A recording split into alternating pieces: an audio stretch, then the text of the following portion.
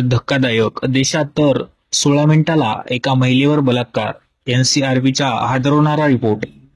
कोलकाता येथील RG car medical college आणि हॉस्पिटलमध्ये एका महिला प्रशिक्षणार्थी डॉक्टरवर बलात्कार आणि हत्या झाल्याच्या घटनेने संपूर्ण देश हादरला आहे. यानंतर देशभरातील असंख्य डॉक्टरांनी रस्त्यावर उतरत न्यायाची मागणी केली आहे. या धक्कादायक प्रकरणानंतर कोलकाता पोलिसांनी आरोपी संजय रॉयला अटक केली आहे, तर कोलकाता उच्च न्यायालयाने हे प्रकरण सीबीआयकडे वर्ग केले आहे. प्राथमिक शवविच्छेदन अहवालात खून करण्यापूर्वी पीडितेवर लैंगिक अत्याचार झाल्याचे स्पष्ट झाले आहे. या सर्व घडामोडींमध्ये एनसीआरबीचा एक अहवाल समोर आला आहे. यात अनेक धक्कादायक गोष्टी नमूद करण्यात आल्या आहेत. त्यामुळे भारतात खरंच महिला सुरक्षित आहेत का, असा प्रश्न यामुळे उपस्थित होत आहे.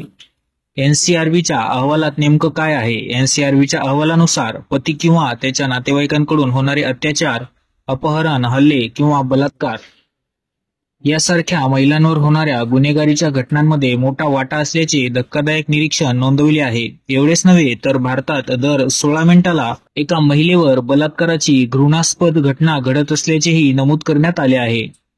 त्यामुळे महिलांवरील गुन्ह्याची वाढती प्रकरणे चिंताजनक ठरत आहे. एनसीआरबीच्या अहवालात 2022 मध्ये भारतात महिलांविरुद्ध 4,45,256 प्रकरणे नोंदवण्यात आली होती, जी दर तासाला 51 प्रकरणांच्या समतुल्य आहे. 2012च्या दिल्ली घटनेच्या आसपासच्या वर्षामध्ये एनसीआरबीने संपूर्ण भारतात दरवर्षी 25,000 बलात्काराच्या घटनांची नोंद केली. तेव्हापासून ही संख्या सातत्याने वाढत असून 2016 मध्ये जवळजवळ 39,000 प्रकरणांची नोंद करण्यात आली आहे. कोविडच्या काळात ही आकडेवारी कमी झाली होती, पण आता पुन्हा महिलांवरील अत्याचारांच्या घटनांमध्ये लक्षणीय वाढ नोंदवली जात आहे.